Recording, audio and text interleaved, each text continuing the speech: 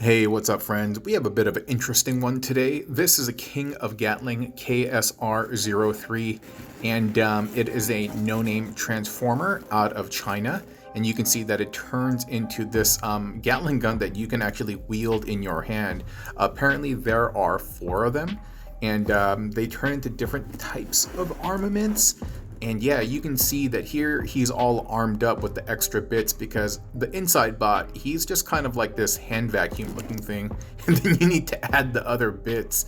And so yeah, you can see all of them here. They're slightly different. They do different things. He's probably the most ornate one along with this one.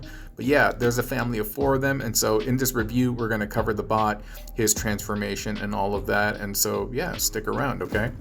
Alright, this is him fresh out of the box. He comes in 2 layers. The top layer, we can see the bot over here, and that black bar that we're passing by, that is the, I don't know what you call those, but they're bullets and they're like chained together and stuff. I'm not like an armaments guy, so I can't really describe what that is. And beneath him, he has the extra bits for the blaster.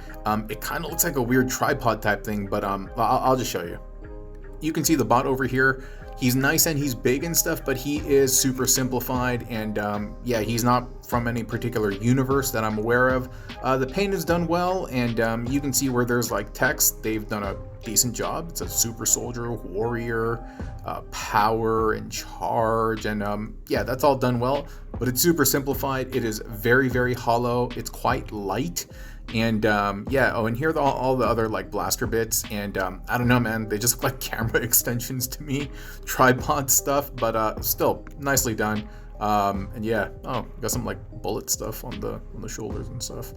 But yeah, so we're gonna go through the transformation, do a quick size comparison with Omega as well, and yeah, we'll dive a little bit deeper. Okay, here he is out of the packaging, and yeah, he's pretty tall. As you can see, he's almost the same height as Omega Supreme. Like, look, he's just not as beefy and bulky. I mean, he does get a little bigger with the armaments, but yeah, he's a pretty hefty and tall boy. Well, not hefty, but he is tall. All right, now I'm going to show you some of the articulation. We're going to start with the arm, and it rotates 360, no impediment or anything like that, and you can hear the clickety-clink of the hollow ratchets within. The arm could lift up from the side as well, but it is kind of impeded by that bullet thing up top, and so if you lift it up, you can get a little bit more range. Elbow-wise, he has a nice double elbow, partially due to the transformation, but yeah, it functions super fine. As far as the hand goes, the fingers and the digits are fully separated and indexed. It has a 360, and also it has a palm bend backward thing so that you can do the whole Iron Man repulsor blast, or yeah, look at my nails. You know, that's pretty cool. Taking a look at the legs, you do need to bring up the skirt in order to do the hi-ya forward, but it works fine, and you can hear the same kind of hollow ratchets within. Same thing for the side as well. You just kind of like lift up the skirt so that you can get kind of like a side bend. And you have some backward kick motion as well, but of course you do need to lift up that skirt bit. Taking a look at the knee, we can see that it is double jointed, partially due to transformation and stuff, but I mean, the functionality is still fine in robot mode. It bends down right above the shin, then it also bends right above the kneecap, and it's done nicely. The feet are articulated well. It has a nice ankle tilt, a toe bend, and also a heel. Let's arm him up with his backpack. First, you have to install this bit. I'm not going to show it on camera because it was a little too difficult for me to get in there, but you do have to slide in there. There is a groove, and once it's in, but yeah, it was pretty troublesome getting in there, and I didn't like it at all. And next, we're going to grab this gold bit, and it's interesting that if you move the handle, you can see how it spins, and this is going to mount up right above that thing that we just installed, and it's going to rest there too. Alright, we're going to take that gold piece, and there is a hollow cavity that will fit above that gray piece. You can press it down and it'll be supported by that lip, but unfortunately he's very back heavy and I did not like that. And from here, we're going to be attaching some of the blasters. We'll do it for both sides and then clean them up. Alright, so everything's installed over here now, and there are a couple of weird bits. So the third blaster, that's part of the trifecta, you can see that he's holding it on his left forearm, and it, I don't know, kind of looks like a cane, if you will. And then on the right side, this is the center blaster, and for some reason it's backwards, and the hand can only hold it one way, so you can't reverse it or anything, and I'm just like, why? So yeah. I'm trying to give him like a 360 over here so you could see everything, but I don't know, man. He just looks like a cameraman, you know, like one of those like cameramen on the scene or moving around with all their gear. It's really, really busy, but at the same time, the manufacturer and the designer could be like, yep, a full weapon storage, full accessory storage, whatever, and Yeah, that's our guy. But anyway, let's transform this fool. The first thing that we're going to do is spin the waist. And next we're going to come to the sides and lift up those side skirts on the double hinge and plug those into the sides of the abdomen. Now we're going to lift up the back skirts. Next we're going to undo these metal locks on the inside of the thighs, and once you release them you're going to see that the legs will kind of like open up. From here you're supposed to lift up the skirts, but I did a horrible job of keeping in the shot so it's hard to see. And then afterwards you're going to bend the leg forward 90 degrees. From here, we'll close up the heels.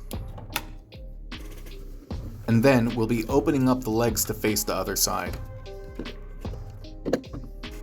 From here, open up the inner flaps that are inside these skirts. Now we're going to lay him down on his back, and those skirts that you just opened up, you're going to bring them down and they will fasten right beneath the hip. And now we can orient the skirts on the other side. Alright, this next part really sucks. It's probably the worst part of the toy, and so you're going to flip up these shin bits and you're going to need to fold the foot inside. However, the foot has a couple of joints. There's the foot joint and there is kind of like this ankle joint as well, and if you just try to rotate it on the foot, it won't fit inside, and even if it does, you won't be able to close it properly. And so you need to actually press it, you need to fold it in using the secondary ankle joint up top, but it's a really tight joint, and it's very difficult to navigate, and I think it's very poorly designed. Yeah, as you can see, you know, I've kind of fiddled with it trying to get clearance, but even that, oh man, it's just really difficult trying to get it to sit flush. Yeah, mega thumbs down in this area. Man, it was really difficult to get that in there, and to do that for the other side, I am not particularly excited about it. Super thumbs down. Anyway, get past that annoyance and he'll look like this. Alright, now we're going to be opening up the flaps on the shoulder and also the forearm. The top one, the shoulder bit, opens up easy enough, but the lower one, this one's kind of in there, and I don't know, it's kind of scary to open. Yeah, not particularly fun. Thumbs down on this area too.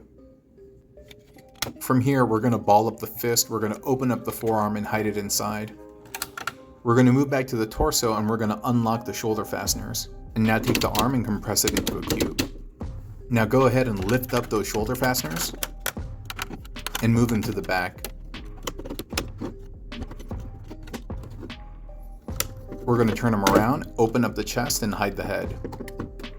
And now bend the little chest flaps forward. Take the missile bit from the shoulder and bend it back. Now we're going to connect these two pieces again. Press the sides to depress the connector and slide that into the vacancy, and once it's in there, let go of the sides again to lock it in place. Now we're going to install that bit where the neck was, and there's going to be a screw area that you can turn with your finger to lock it in place. Now go back to that blaster bit and remove these metal bars. They're a bit of a chore to remove. Afterward, you're going to be threading it through this vacant area and then screwing those two sides together. I did mess up the arm configuration, and so I'm going to eventually have to go back to kind of redo everything to get the clearance. And from here, we're going to turn the legs. And now close up the chest. Now this is the point where I realized that I messed up the arms, and I went and reconfigured them, and now they're going to be able to actually slide over that bar. Yeah, I totally goofed that up. And as we're closing up the arm bits, there's a lot of kind of friction areas where it's like bumping into stuff, and I don't know, not a terribly satisfying experience. And as we prepare to install the blasters, we're just going to kind of clean them up and make sure everything is tapped in properly. Alright, from here we're going to start bending the leg, but you want to make sure that you are bending it at the kneecap, not the shin area. And it should be looking like this right now.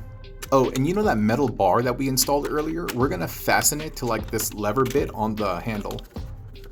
Alright, final stretch. We're going to start taking apart this blaster. We removed the front of the wand and also the tip. Yeah, it totally looks like a magician's wand, right? Now take the handle part and flip up the grip and prepare it for installation. Find the appropriate connection point, install it, and then slide that piece up. Now take the magician's rod and install it as the centerpiece. Install the respective barrels into their channels and then connect the barrels together by clicking them together with their C-clips. And now we are finally done, and I can show you this beast in all of its kind of glory. The handle has a pretty cool gimmick. If you pull it back, the blasters are going to rotate. Pretty neat, right? I think that's kind of cool. All right, and that pretty much wraps it up for our guy. And so, what do I think? Yeah, he's chill. Yeah, he's chill. Not my cup of tea, but hey, people drink different types of tea. He's pretty big. He has a ton of presence. I think his alt mode is better than his bot mode.